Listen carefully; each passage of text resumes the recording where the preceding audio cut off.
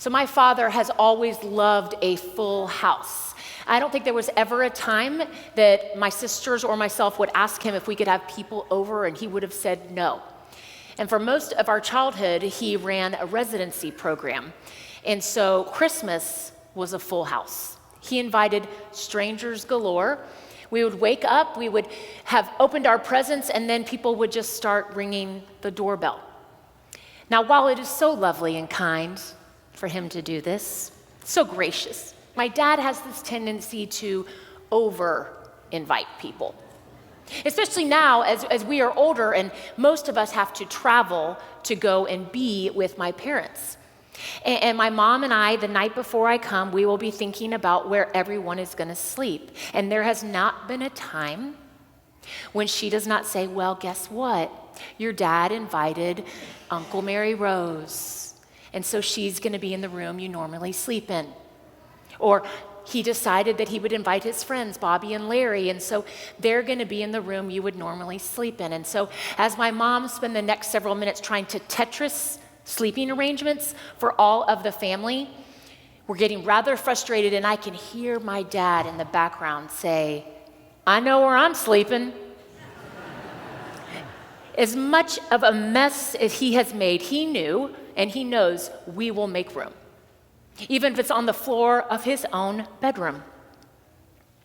As I prepared for Christmas this year, it hit me why my father loves an overfull without enough places for people to sleep home. My father has this perspective that really is greater than my mom and I would get lost in the details. And that is this: with a house full of people, with a room full of people, with a church full of people, the possibility for contagious joy increases. It blossoms. So my kids are getting older, and my husband travels for work, and so in the past 5 years, I have spent a lot more time alone at home. And while this has given me space to do the inner work that is so necessary as you get older, I am lonelier. I cannot imagine being in a job that was lonely. My favorite day of the week is Sunday. I get to be with you all. I love to come into the office. As I look at the Christmas story and as what the pastors and Jose have just read, I continue to be amazed at the profession of a first century Palestinian shepherd. Talk about a lonely life. Most of them didn't have a home base. They would have been nomads and traveled on the outside of the Palestinian wilderness from place to place, but not in cities. They would have just set up a tent or maybe slept under the stars most nights. They were quite accustomed to lonely lives. And it is to these people that the angel came. So it is no surprise that when the angel comes to speak to the shepherds, they are terrified. They're used to no one talking at night and it being silent for most days. And then the angel speaks, and this year, I was struck by words that I'm not normally struck by. Normally, I'm really struck by just these words: do not be afraid. But this year, I heard something else. Hear it again. Do not be afraid. I bring you good news of great joy for all the people. The angels could have said, we bring you good news of great security. We bring you good news of great health, good news of great wealth, good news of an established future. Nope, just joy. And if there is one word that I think describes what it really can mean to be in an alive relationship with Jesus, it is that word. It is joy. Now, to be sure, it is not happiness. Happiness is really determined by the circumstances of our lives. I would be happier if I was on vacation and didn't have to do as much laundry. I would be happier if I hadn't cut my hand trying to clip my dog. I would be happier if the Georgia Bulldogs were in the championship bracket, which they should be. But joy, this is something wholly different. The author and theologian C.S. Lewis says it like this. He says, "It is that of an unsatisfied desire which is itself more desirable than any other satisfaction."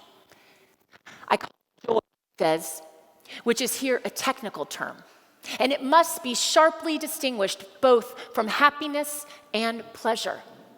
Joy has indeed one characteristic and one only: the fact that anyone who has experienced it will want it again.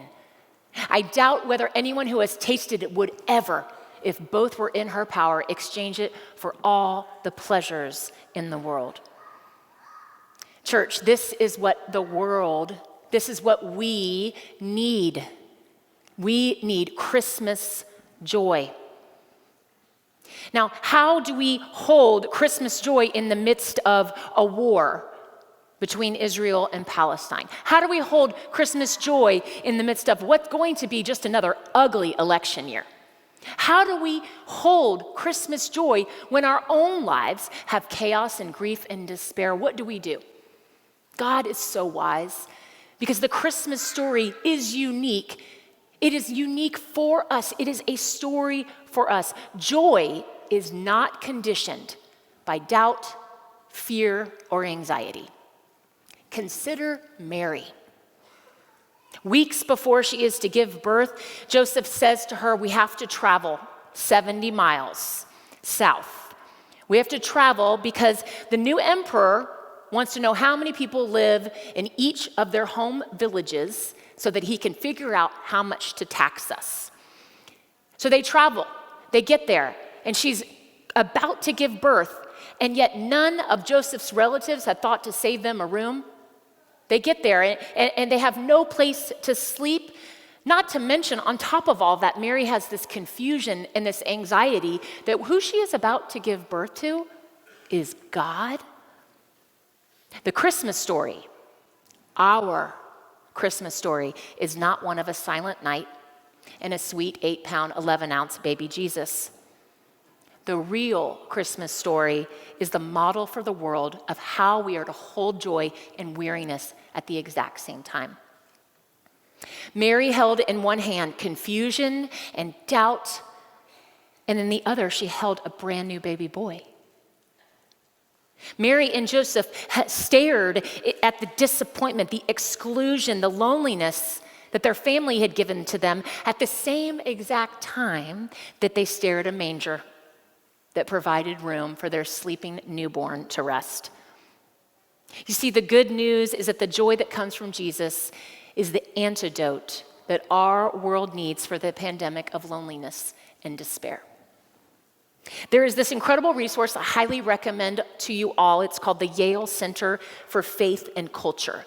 And they just take different topics and that affect our everyday lives, but then add faith into it. And there's this incredible interview between one of their Yale professors. His name is Dr. William James Jennings. And he talks about the uniqueness of Advent joy. And this is what he calls it.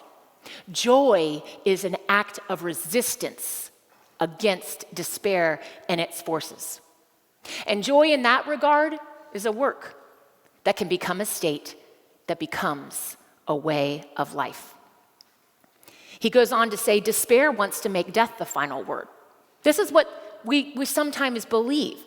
He says, not death as in simply the end of life, but death and all of its signatures. Death, war, violence, debt, hatred, all the ways in which life can be strangled. So what do we do with the good news of great joy for all the people? This great joy that has the potential to literally fight despair. Jesus models what we should do. From the moment Jesus was born, he wanted to be surrounded by people. Y'all know that story where he's a young boy and his family all travel to Jerusalem for the Passover. And they're all there. And then the family leaves to head back to Nazareth. And a couple days in, like good neglectful parents, they realize that their child is not with them. Well, he didn't want to leave. He was in the Lord's house. He was surrounded by people.